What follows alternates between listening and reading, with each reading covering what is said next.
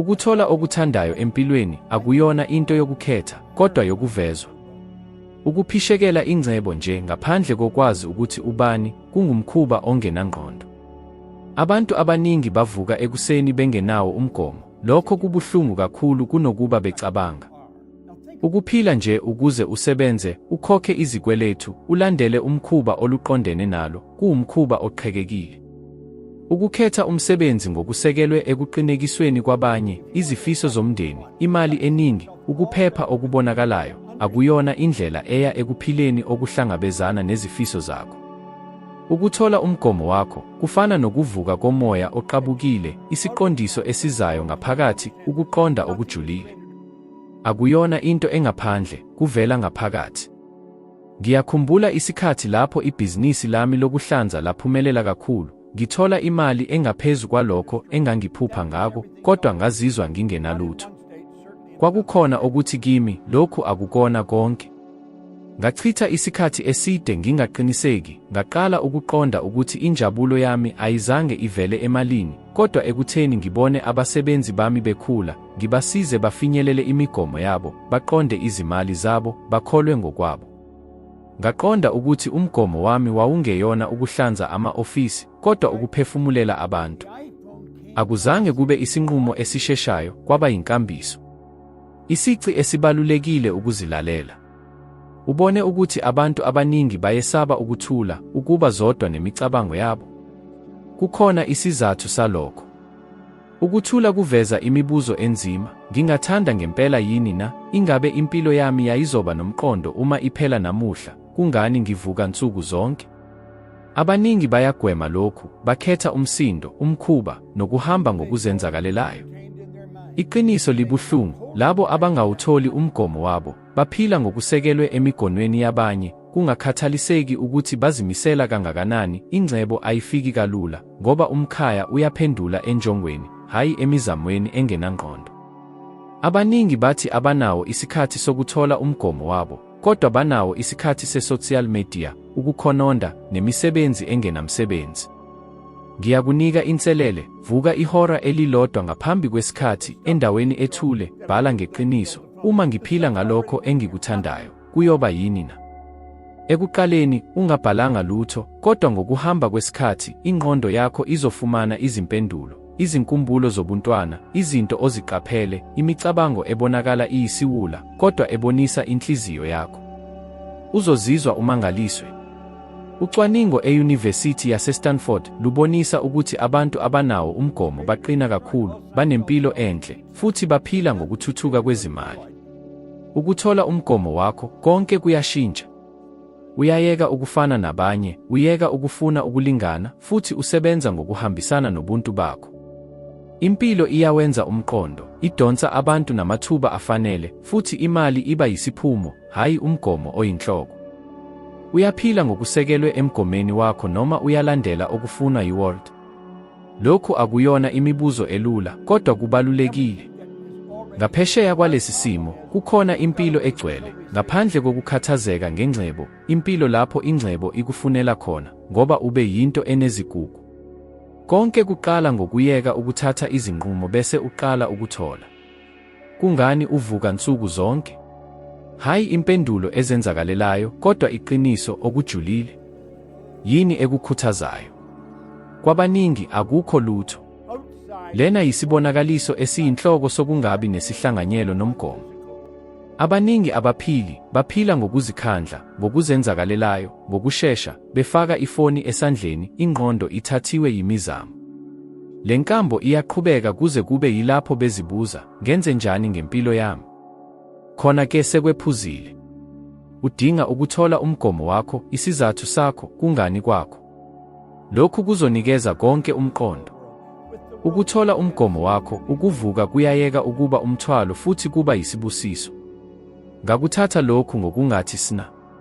Izinsuku ezintathu eRanch eClear Lake Oaks, eCalifornia, ezinikezelwe ngokuphelele ekutholeni umgomo wami. Ngibhale, ukuhlala nokusebenza endaweni ephumelelayo ekhuthaza ukukhiqiza nenjabulo, ukuze ngikhonze kangcono umndeni wami, ibhizinisi, umphakathi, izwe, nomhlaba. Lokhu kwafika ngaphakathi. Kusukela ngaleso sikhathi, isinqumo ngasinye siqondiswa yilolu nqubo. Akudingeki ukuphumula isikhathi eside, cela isikhathi sosuku ukuze uhlukaniswe nemisindo, ucime ubone ngeqiniso. Uma kungekho muntu obheka, ubungathanda ukwenzani insuku zonke ekuphileni kwakho? Impendulo ingaba yisibizo noma ukukhala, kodwa izohlala ifika. Futhi uma ifika, konke kuyashintsha. Ukuzizwa ulahlekile, usalele, uphila impilo yabanye kuyaphela. Akuyona into yokuba semisebenzini eminingi noma uhambo olude, kodwa ukwazi ukuthi kungani wenza izinto zakho, ukuthanda inqubo, ukwakha into enkulu kunuwe. Ucwaningo eYunivesithi yaseCalifornia lubonisa ukuthi abantu abanawo umqondo wokuzimisela banesikhathi eside, banempilo enhle, futhi banenhlalakahle. Akuyona into yengozi. Ukuvuka unomqondo oqinile, umzimba wakho uyaphendula, ingqondo yakho iyacaca, amandla akho anda. Uyeka ukulwa nempilo futhi uqala ukuhamba nayo. Ukusikisela kuzokufuna. Uzizwe ufuna ukuyeka konke futhi uqale kabusha, ungazi ukuthi uqale kuphi. Mhlawumbe akuyona into yokuyeka, kodwa umphefumulo wakho uthi awuhambisani nomgomo wakho. Ngibonile lokhu kubantu abaningi, bashiya imisebenzi abayizondayo, bashintsha imizi, baqala kabusha futhi okokuqala ngqa bazizwa bephila. Impilo ithola umbala ohlukile lapho uqonda umgomo wakho. Futhi kholelwa, unomgomo. Ungaba fihliwe ngaphansi kweminyaka yokuzimisela, kodwa ukhona. Ngaphakathi kwakho. Ulinda isikhathi esifanele. Futhi mhlawumbe leso sikhathi singumanje. Awutholi imali ngenxa yokungabi nomgomo. Lokhu kungase kubonakale kuyisihluku, kodwa kuyisikhuthazo esidingekayo. Abaningi bacabanga ukuthi ukungabi nemali kungenxa yokungabikho kwamathuba, isikhathi, izifundo, noma inhlanhla. Kodwa into engabikho yilokhu, ukuthi ungubani, ufunani, futhi kungani wenza lokhu okwenzayo. Uma ungazi ukuthi kungani uvuka, umkhaya akazi ukuthi angakunika ini. Ukuzizwa njengokulandela into engafinyeleleki, ukusebenza kakhulu ngaphandle kwemiphumela. Lokhu kwenzeka ngenxa yokungabikho kwesisekelo esiqinile. Imali yangempela, ehlala isikhathi eside futhi iningi, ayifiki kulabo abalahlekile. Ngikubone lokhu. Ngingithole imali eningi ngokuhlanza, kodwa angizange ngizizwe nginezinto. Kwaba lapho ngiqonda ukuthi umgomo wami wawukufundisa nokuphefumulela, ingcebo yezimali yafika njengesiphetho, hayi njengomgomo. Abaningi banamathela ezindleleni zokuthola imali, izindlela, futhi bakhohlwa ukuthi konke kuqala ngaphakathi. Imali ayisiyona iphetho, yi-reflection yokucaca kwakho nokuhambisana nomgomo wakho. Bangaki abantu abasebenza kakhulu futhi baphila ngezikweletu? Bangaki ababonakala benza konke ngokukhanya futhi bathuthuka? Umehluko awukho emsebenzini, kodwa enjongweni namandla okuvela emgomeni. Ukwakha ikilabhu ye-streaming yansuku zonke kwaba yimbono ehambisana nomgomo wami, idala umthelela, ukuguquka kanye nenhlanhla. Ukuhlala ngokusekelwe emgomeni uba yinto enezigugu. Uyeka ukulandela imali futhi ikufune. Ngisho nokuqhubeka nokusebenza, ukukhathala kuyanciphisa. Umgomo uwumthombo wamandla onamandla kakhulu. Beka amagama amakhulu ashintshe izwe futhi aphumile. USteve Jobs wayengathandi nje ukuthola imali ngeteknoloji, wayefuna ukushintsha izwe. Elon Musk wayengacabangi ukuthengisa izimoto, kodwa ukushintsha indlela yokuthutha. Baphumile ngoba basebenza ngokuqonda umsebenzi. Cabanga ngabantu abanamakhono, abakhungathekile emisebenzini abayizondayo. Yini eyaswela? Umgomo. Ngaphandle komgomo, umzamo uyaphela, kuyokhukhula ngaphandle kwenjongo. Isayensi iyakubona lokhu, abantu abanawo umgomo oqokiwe banengeniso enkulu nekwaneliseka. Bathatha izinqumo ezinhle, bahlanganisa kangcono, banesineke esiningi. Abahlangabethwa yizinto, bakha. Futhi lokhu kwakhiwa kuqala ngumbuzo, ubungathanda ukwenzani mahhala futhi ube ngcono na? Mhlawumbe awunayo impendulo, kodwa qonda, iyakhona ngaphakathi kwakho. Ngenkathi ungayitholi, imali yonke izoba yi-instable, ayanele, noma itholakala ngomzamo omkhulu. Thola umgomo wakho, futhi imali izokufuna. uzobe ungasali omunye futhi ube umuntu owazi ukuthi uphaphi. Uma wenza lokho abanye abakwenzayo, uyadedela umgomo wakho. Impilo yakho ingabonakala icindezelekile ngisho noma uzimisela. Umphakathi usiqamba njengekhophi. Isikole, isimiso, imakethe, konke kukhuthaza indlela evamile, izifundo, umsebenzi, ukuhlala. Kodwa akukho muntu obuza ukuthi le ndlela ingowakho yini. Angisho lokhu ngetheory, kodwa ngokuhlangenwe nakho. Lapho ngisebenza ngokuhlanza, nginawo impilo ebonakala inokuthula, kodwa ngaphakathi kukhona okuthile okungalungile. Ngikuqonde lokhu lapho ngizibuza, kungani ngenza lokhu? Impendulo ayizange ifike ngokushesha, kodwa umbuzo wangikhathaza, waqhekeka ukuzizwa kuphephile, wangikhuthaza. Ukungakhululeki kuyisibonakaliso sokuthi awuhambisani nomgomo wakho. Abaningi bayakwela. Ukuphuma esimweni sokuzenzakalelayo kudinga isibindi, ukuhamba ngokumelene nomkhuba, ukuthatha izinqumo ezinganaki ngaphandle kwakho. Ngikhumbula indaba ephawulekayo. Indodakazi yami yasebenza enkampanini yeteknoloji futhi yabona igama lomhleli, uBeshi Tamaris. Igama lami lasiphelela. Ngayicela ukuba ibuze ukuthi uyise unguMarinus Tamaris yini. Waphenduka ebesaba, "Baba, kwakunguye." UMarinus wayengumhambi owayehlanza ama-ofisi ngedola, irand ngehora.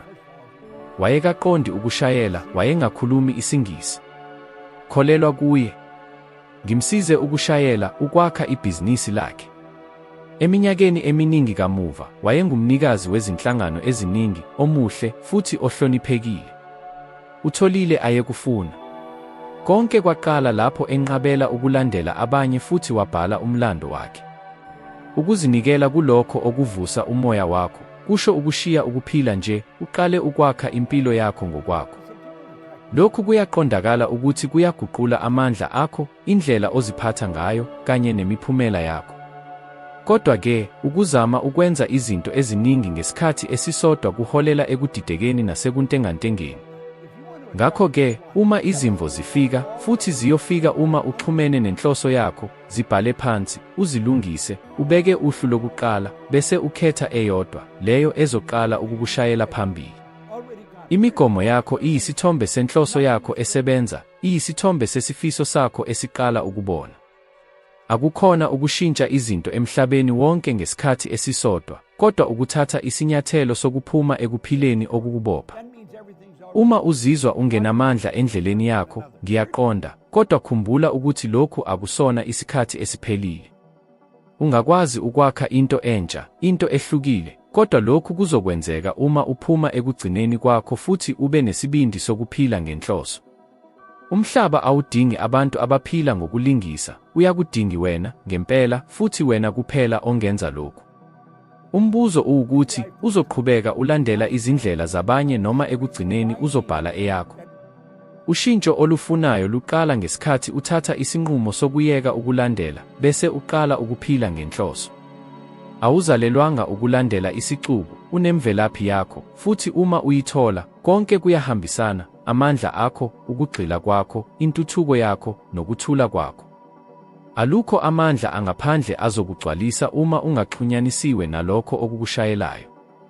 Uma lokhu kukuthinta, ividiyo elandelayo, eboniswe esikrinini, izokujabulisa ngokwengeziwe kulolu hambo, ikukhulisele, ikushiye ukhulu kunakuqala. Lokhu kuthuthuka kancane, okuqoqwa usuku nosuku, kuguqula impilo yonke. Ngibonga ukuba lapha. Ngilindele evidiyo elandelayo. Sihambe ndawonye kulolu hambo.